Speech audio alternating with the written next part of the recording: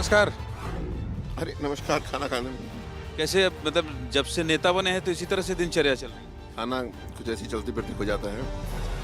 आपने कुछ खाया कि नहीं? आइए। पछता तो नहीं रहे हैं आप कि कहाँ अफसर थे, वहाँ बढ़िया लाव लश्कर से अब ऐसी रोड में रोक के खाना पड़ रहा है? नहीं नहीं, बिल्कुल नहीं। खाना बहुत स्वादिष्ट है। खाना कहाँ खा रहे हैं अलग बात है, लेकिन खाना अच्छा है। वैसे ही बोलते हैं खाना नहीं, भूख स्वादिष्ट होती है। भूख स्वादिष्ट होती है। नमस्कार, मैं हूं ज्ञानेंद्र तिवारी और आप देख रहे हैं एबीपी न्यूज का खास शो कार में सरकार। और मैं इनका पीछा कर रहा था, असीम अरुण जी का, और इनको चेस कर रहा था, फॉलो कर रहा था, क्योंकि आज कार में सवारी असीम अरुण जी करेंगे।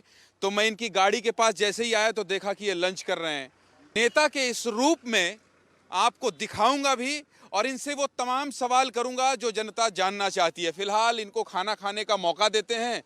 इन्होंने मुझे भी पूछा है, उसके लिए धन्यवाद कहते हैं। आइए ना। नहीं, आप अब सब तो आपने खा लिया, बचा ही नहीं। बहुत बचा है, बहुत सारा बचा। अरे तो चलिए, ये कह रहे हैं बचा है, तो अगर बचा होगा तो एक आध पराठा मैं भी खाऊंगा और फिर उसके बाद आगे बढ़ते हैं और सवाल जवाब का सिलसिला शुरू करते हैं। पराठा तो आपके पास बचा नहीं है, इसी में खिला दीजिए। सब खा ले रहे हैं आप? अच्छा है। अच्छा, नहीं नहीं नहीं नहीं, इसी में खा लेता हूँ, क्योंकि देखिए सर ने कहा कि आप भी खा लीजिए और पराठा दिख नहीं रहा है, इसलिए मैंने सोचा एक और खा के कम से कम शुरुआत तो कर दें। नेता बन गए हैं, पता नहीं देते हैं अगला निवाला कि नहीं। खाना अच्छा है कि नहीं? खाना तो बहुत अच्छा है। कहाँ से मिला? आपको भी भूख अच्छी लगी है? खाना अच्छा नहीं होता है, भूख अच्छी होती है। नहीं, ये बात तो मुझे अभी आप बोले थे ना, खाना कम तो नहीं है। मैं कैंपेनिंग में था तो मुझे एक हृदय रोग विशेषज्ञ के पास मैं कैंपेन कर रहा था, डोर टू डोर। तो मैंने डॉक्टर साहब से पूछा ऐसी प्यार से, डॉक्टर साहब मुझे एक नुस्खा बता दीजिए कि सबका दिल जीत लूं। ऐसा नुस्खा बता दीजिए कि सबका दिल जीत लूं। तो उन्होंने एक सेकंड नहीं रहा, तुरंत बोले कि अपना दिल बड़ा कर लीजिए, सबका दिल जीत लेंगे। क्या बात है। मैंने कहा ये तो डॉक्टर साहब ने एक सेकंड के अंदर जीवन का फलसफा समझा दिया। तो दिल हमने बड़ा कर रखा है। पराठा भी है, पराठा भी बड़ा है, सब्जी भी है, सब। देखिए, खाना खत्म हो गया है और एक पराठे की हिस्सेदारी मैंने भी यहाँ अपनी बना ली थी। तो सर आइए, आप बेल्ट उतारिए।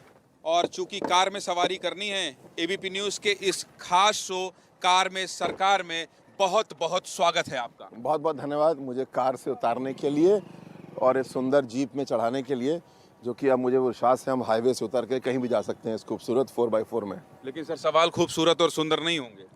उसके लिए मैं बिल्कुल तैयार हूँ। जवाब बहुत सुंदर दूंगा, जरूर कोशिश करूंगा। ईमानदारी से? ईमानदारी से। और बहुत कुछ पूछूंगा। स्वागत है आपका। छुपाने कुछ है ही नहीं। पुलिस अफसर रहे हैं तो फिर क्या छुपाएंगे। ये तो जो छुपी छुपाई चीज रही है उसको बाहर निकालने की इनकी आदत रही है। तो चलिए, एबीपी न्यूज के कार में सरकार की सवारी असीम अरुण जी ने कर ली है। जनता के बीच में जाएंगे, गांव खेत खलिहान जाएंगे, इनसे तमाम उन सवालों के जवाब पूछेंगे। जब ये अफसरगिरी छोड़कर नेतागिरी में आए हैं तो नेता बन पा रहे हैं या फिर अभी सीखने के दौर से ही गुजर रहे हैं। तो चलिए सफर की शुरुआत करते हैं। असीम अरुण साहब तो नहीं कहूंगा आप? बिल्कुल नहीं। हाँ? असीम अरुण कहें या असीम भैया कहें, बस इतना ही नाम मेरा है अब। असीम भाई कहेंगे, भैया भी नहीं कहेंगे, नेता बन गए हैं आप। असीम भाई कहें। जो साहब थे वो कानपुर में छूट गए, अब नहीं है। अच्छा, पक्का? पक्का। अच्छा चलिए, तो गाड़ी आगे धीरे धीरे चलती रहेगी, लेकिन एक बात बताऊं मैं आपको, अगर बुरा ना माने तो। बिल्कुल नहीं। ना कुर्ता ना पैजामा, ये भगवा तो खैर नियम है, इसको ओढ़ना ही है। नेता टाइप आप लग नहीं रहे। मैं नेता टाइप हूँ भी नहीं, बिल्कुल। तो काहे आ गए राजनीति? राजनीति में नहीं, मैं लोक सेवा में हूँ। और दोनों का अंतर समझा देता हूँ।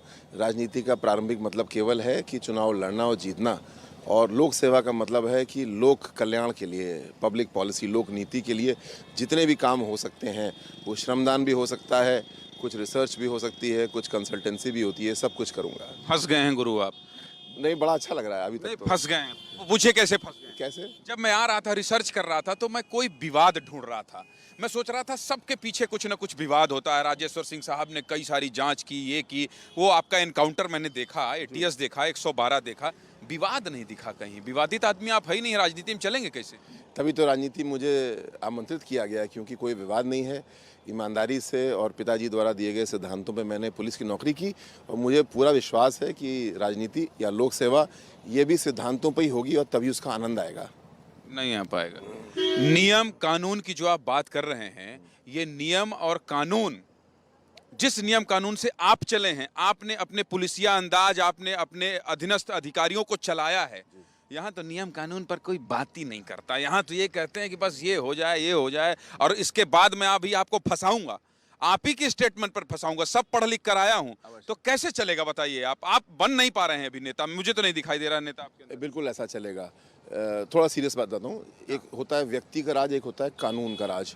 डिक्टेटरशिप, मोनार्की यानी राजशाही, यहाँ पे व्यक्ति का राज चलता है, और प्रजातंत्र, लोकतंत्र होता है कानून का राज। ये झोला दिखा रहे हो, खाली एक भरा है। रोको रोको रोको रोको, चलो चलिए जरा पब्लिक के पास चलिए। देखिए ये एबीपी न्यूज के कार में सरकार का ये जो कॉन्सेप्ट है, इसमें हम जनता से बात करते हैं। चलिए ट्रैक्टर में, हाँ ट्रैक्टर में सम्मानित नागरिक हैं, उनसे बात करते हैं। हाँ, उनसे बात करते हैं इसलिए। हाँ भैया बताओ, ट्रैक्टर में भी योगी जी बजते हुए आ रहे हैं। योगी जी कहाँ बजा रहे हो? देखिए, तेज कर दो, क्या बजा रहे हो? ये सब स्वतः है। स्वतः स्वतः आपको है। देख के तो नहीं है? ये मेरा प्रचार नहीं है। ये प्रचार नहीं, ये क्या झोला दिखा रहे हो? प्रचार है। प्रचार है। कुछ मिला है कि नहीं मिला है इसमें? तो कुछ नहीं मिला, कुछ नहीं, लेकिन मिलेगा। मिलेगा। बीजेपी को वोट दोगे? हाँ बिल्कुल। इनको पहचानते हो? भैया पहचान रहे हो? हाँ बहुत बढ़िया आदमी, बढ़िया आदमी है। बहुत बढ़िया। ट्रैक्टर और किसान पर भी बात होगी। कमल साहब का झंडा लगाया ऊपर। ये सब प्रायोजित तो नहीं है साहब? देखिए सड़क पे हम लोग सामान्य चल रहे हैं, ये सब कुछ सामान्य है, अपने आप हो रहा है। हाँ। चलिए, बोल क्या है गाने के? आएंगे फिर योगी जी, आएंगे फिर योगी जी। क्या बात है। तो देखिए, पत्रकार, अफसर, नेता और एबीपी न्यूज में एक खुलासा और हुआ कि गाने की कोशिश तो कर ही दी है सीम अरुण साहब ने, और कह दिया कि आएंगे फिर योगी जी। राग जरूर बहुत शानदार नहीं था, लेकिन शुरुआत हो गई। तो पत्रकार, नेता, अफसर और एक गायक, फटेहाल गायक। फटेहाल गायक। चलिए, आप ही ने नाम दे दिया, मुझे संकोच हो रहा था मैं कैसे बोलूं। मतलब साफ गोई तो है आपके अंदर।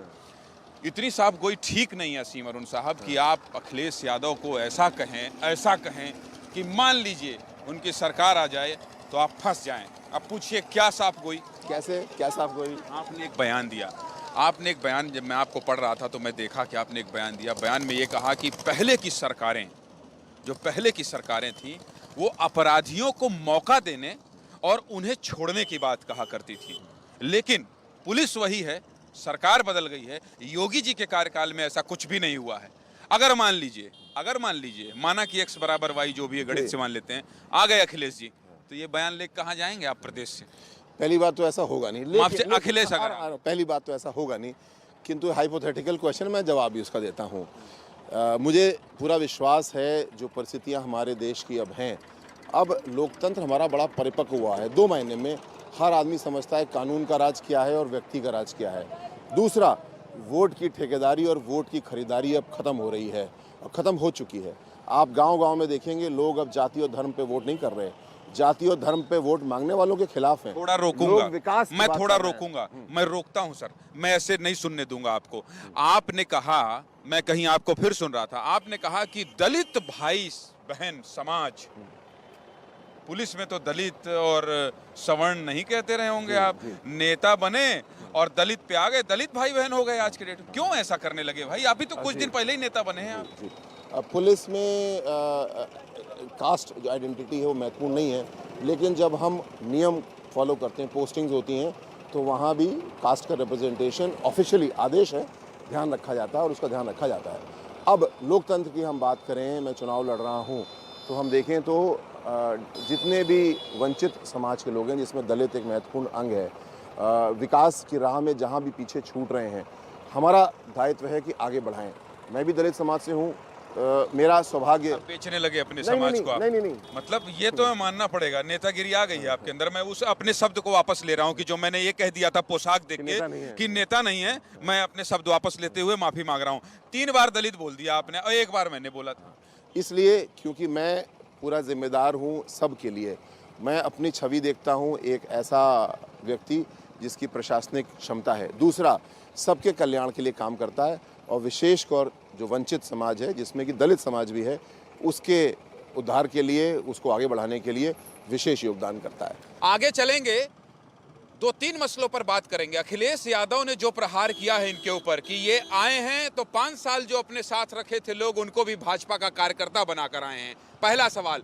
दूसरा सवाल, छापा बहुत पड़ा है कन्नौज में। ये देखिए, ये अभी इनका पुलिस स्टाइल, हाँ ट्रैफिक स्टाइल, ये देखिए मतलब इनको अभी भी होश है कि भाई मैं अपने अब हमारी आपकी वजह से किसी को असुविधा नहीं होना चाहिए, तो ट्रैफिक संचालन भी कभी कभी मैं कर सकता हूँ। वर्दी नहीं है तो क्या हुआ?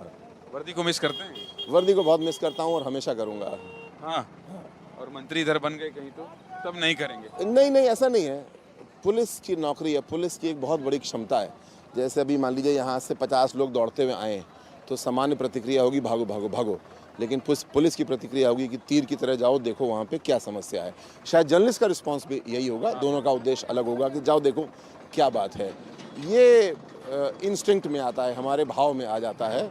और अभी भी एक दिन ऐसा हुआ था, एक व्यक्ति को मारपीट कर रहा था, तो मैंने कहा गाड़ी रोको रोको रोको, तो साथी लोग बोले नहीं नहीं चलो चलो, मैंने कहा नहीं रोको रोको, और गाड़ी रोक करके फिर उस व्यक्ति को मैंने बचाया जो मारपीट हुई थी। वो फोन किया होगा आपने पूरा नहीं, अपना फोन नहीं किया, वो भौकाल शराब- दिखाया होगा कि मैं पुलिस अफसर रहा हूँ, हेलो फलाने एसएचओ देखो जरा, बात कौन काटेगा आप? नहीं, वहाँ तक नौबत ही नहीं आई। वो शराब पी के लड़ रहे थे और छुड़ाते ही वो दोनों अलग अलग चले गए फिर वो। अन्यथा ज़रूर मैं 112 मिलाता, जो मेरा पुराना डिपार्टमेंट रहा है, और मुझे बहुत पूरा, तरीके से बेच ले रहे हैं आप। मुझे पूरा विश्वास है कि 7:30 मिनट में पुलिस आ जाती है। कई ऐसे सवाल हैं कैसे हैं? जिसके जवाब मैं अभी असीम अरुण से लूंगा। कई ऐसे सवाल हैं जिनके जवाब आप पहली बार सुनेंगे। और अफसर से नेताजी बने असीम अरुण जी को जनता के बीच भी लेकर जाएंगे और जनता से पूछेंगे इन्हें जानते पहचानते हैं या नहीं। तो चलिए गाड़ी आगे बढ़ाइए और आगे चलकर गांव में लोगों से बात करते हैं। क्यों कहते हैं अखिलेश यादव की 5 साल आपके साथ जिन लोगों ने काम किया वो सब काम कर रहे हैं बीजेपी के लिए, क्यों ये कहते हैं? आप अपनी छवि ऐसी पेश करके आए हैं कि अखिलेश यादव को ऐसा कहना पड़ रहा है कि वो सब बीजेपी कार्यकर्ता उनको हटाए चुनाव आयोग?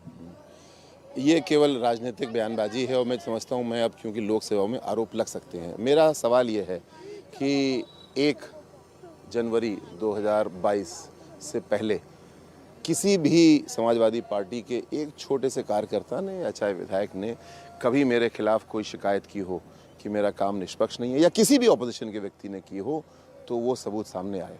खोखला आरोप लगाना तो बहुत आसान है और राजनीति में लगता है, लग भी सकता है, लेकिन उस पर किसी ने विश्वास नहीं किया।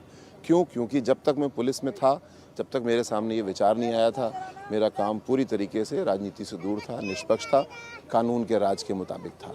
अगर इसके विपरीत कोई कहीं एविडेंस मिल जाए तो मुझे बता दें। कानून के राज को आपने कोट किया है जी, इससे पहले कानून का राज नहीं था? कानून का राज। आप इसका जवाब इसलिए भी साफ गोई से दीजिए सर। देखिए मैं आपसे सर नहीं मतलब असीम भाई नहीं, नेताजी आप हो गए, मैं सर वो आ जाता है आपका आईपीएस वाला। मैं ये कह रहा हूँ कि ईमानदारी से बताइए, आप जो कह रहे थे कि थाने से अपराधियों को छोड़ने की बात कही जाती थी, इसको थोड़ा सा स्पष्ट कीजिए ना। डर क्यों रहे हैं? उनकी सरकार आ जाएगी तो किस बात का डर सर आपको? नहीं, सरकार तो खैर नहीं आएगी, लेकिन कानून के राज में डरने कौन सी बात है? बात ये बहुत ही आसान सी बात है। उत्तर प्रदेश में आज लोग ज़्यादा सुरक्षित क्यों महसूस कर रहे हैं? वही पुलिस है, वही कानून है, वही ये मत ये बता मेरे को, ये बता मुझे, ये बता बताइए कि ऐसे फोन आते थे आपके पास? निश्चित रूप से मेरे पास और सबके पास ऐसे फोन आते थे। अपराधियों को छोड़ दो, अपराधियों को छोड़ दो। और क्यों छोड़ दो? बना करके कि अब ये बहुत सुधर गया है और इसने आखिरी गलती की और इसको छोड़ दो। और ये चीज़ पिछले 5 साल में न मेरे पास आई होगी, न किसी के पास आई होगी, जिसका परिणाम है कानून का राज। मुझे लगता है सियासी भूल कर बैठे आप। आपको ये बयान नहीं देना चाहिए था, क्योंकि आप ठीक है, सरकार जब रहती है तो अफसरों को बहुत सारी बात कही जाती है, हवा में उड़ा दिया जाता है, कुछ लोग जेब में डाल लेते हैं और कुछ लोग टिकट भी ले लेते हैं। तो आप इस तरह से जो है आक्रामक हो गए हैं सपा के खिलाफ कि ऐसे राज खोलने चाहिए, आपको लगता है क्या? नहीं, ये मैं सपा के खिलाफ आक्रामकता की बात नहीं है, ये सत्यता की बात है। लोग इस बात को समझते हैं और इसी बात को मैं केवल दोहरा रहा हूँ कि कानून व्यवस्था क्यों अच्छी हुई। एक पुलिस का अफसर जो 5 साल तक पुलिस में था, इस बात को बता रहा है, शेयर कर रहा है, और सबको पता है कि कानून का राज ऐसे ही नहीं आया है। इसके लिए एक निष्पक्ष माहौल दिया गया है।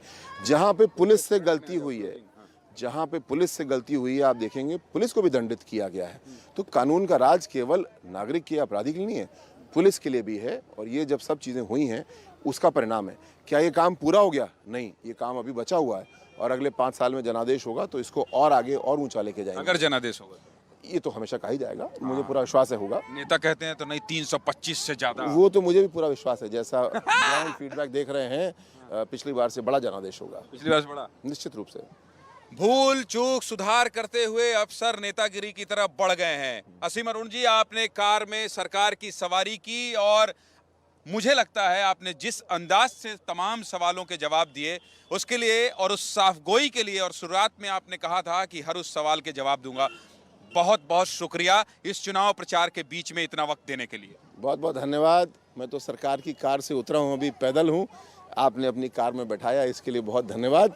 आप ये सफ़र बड़ा आनंददायी रहा और सफ़र हर आनंद का होता है। मैंने देखा पुलिस का सफ़र बड़ा आनंद का इसमें मज़ा आ रहा है और राजनीतिक सफ़र भी बड़ा आनंद का शुरू हो रहा है। और एक शेर है जिसकी केवल आखिरी लाइन बोलूँगा कि मंजिल भी मिलेगी और मंजिल का मज़ा भी मिलेगा, इसके साथ चल रहे हैं। तो क्या बात है। देखिए, पत्रकार, अफसर, नेता और अब शायर, हमने कई रूप असीम अरुण जी के दिखा दिए। तो आप फिलहाल देखते रहिए और बने रहिए एबीपी न्यूज़ के साथ। अगले एपिसोड में किसी अगले और खास मेहमान के साथ कार में सरकार की सवारी करवाएंगे और आपके बीच लेकर आएंगे।